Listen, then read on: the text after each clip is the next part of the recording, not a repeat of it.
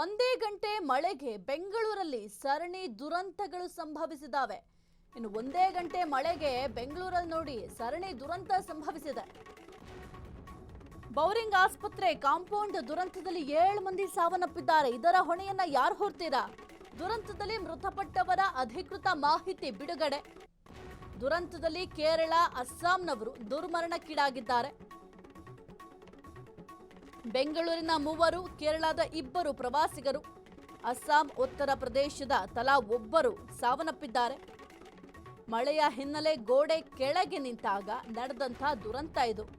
ಬೆಂಗಳೂರಿನ ಜೆಸಿ ನಗರದ ಮೊಹಮ್ಮದ್ ಅಬ್ದುಲ್ 52 ವರ್ಷ, ಡಿಜೆಹಳ್ಳಿಯ ಫಯಾಜ್ 39 ವರ್ಷ, ಇನ್ನು 6 ವರ್ಷದ ಮಗು, ಕೇರಳದ ಎರ್ನಾಕುಲಂನ ಸ್ಮಿತಾ ಹಾಗೂ ಲತಾ, ಕಾರ್ ಸ್ಟಿಕ್ಕರಿಂಗ್ ಕೆಲಸ ಮಾಡ್ತಾ ಇದ್ದ ಅಸ್ಸಾಂನ ನಜೀಮುಲ್ಲಾ, ಉತ್ತರ ಪ್ರದೇಶದ ವ್ಯಾಪಾರಿ ಸಲಾವುದ್ದೀನ್ ಅನ್ಸಾರಿ ಸಾವನ್ನಪ್ಪಿದ್ದಾರೆ.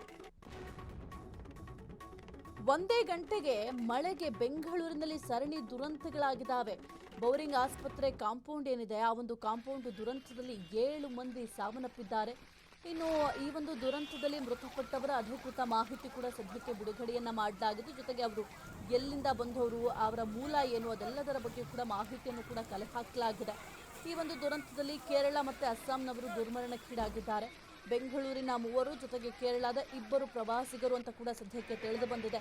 ಮಳೆ ಬರ್ತಾ ಇತ್ತು, ಈ ಒಂದು ಮಳೆಯಿಂದ ಸ್ವಲ್ಪ ರಕ್ಷಣೆ ಬೇಕು ಅಂತ ಒಂದು ಗೋಡೆಯ ಬಳಿ ಹೋಗಿ ನಿಂತಿದ್ದಾರೆ. ಆಗ ಏಕಾಏಕಿ ಆ ಒಂದು ಗೋಡೆ ಕುಸಿತ ಆಗಿದೆ. ಈ ಒಂದು ಗೋಡೆ ಕುಸಿತದಿಂದ 7 ಮಂದಿ ಸಾವನ್ನಪ್ಪಿದ್ದಾರೆ. ಇನ್ನು ಬೆಂಗಳೂರಿನ ಜೆಸಿ ನಗರದ ಮೊಹಮ್ಮದ್ ಅಬ್ದುಲ್ 52 ವರ್ಷ, ಅವರಿಗೆ ಡಿಜೆ ಹಳ್ಳಿಯ ಫಯಾಜ್ 39 ವರ್ಷ, ಜೊತೆಗೆ 6 ವರ್ಷದ ಮಗು ಕೂಡ ಇತ್ತು.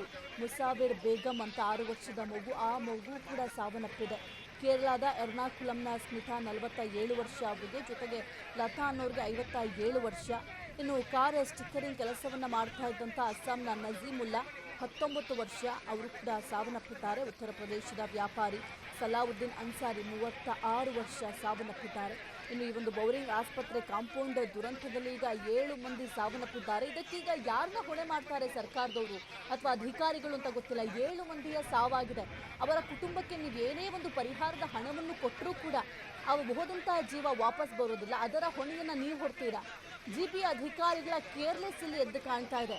ಆ ಒಂದು ಕಾಂಪೌಂಡ್ಗಳ ಬಗ್ಗೆ ಗಮನ ಹರಿಸಬೇಕಾಗಿತ್ತು. ಆ ಒಂದು ಕಾಂಪೌಂಡ್ ಏನಿದೆ 30 ವರ್ಷ ಹಳೆಯ ಕಾಂಪೌಂಡ್ ಅಂತೆ. 30 ವರ್ಷ ಹಳೆಯ ಕಾಂಪೌಂಡು, ಜೊತೆಗೆ ಆ ಒಂದು ಕಾಂಪೌಂಡ್ ಸರಿ ಇರಲಿಲ್ಲ ಅನ್ನೋದು ಗೊತ್ತಿದ್ರು ಕೂಡ ಯಾಕೆ ಇಷ್ಟೊಂದು ಕೇರ್ಲೆಸ್ ಮಾಡಿದ್ರಿ?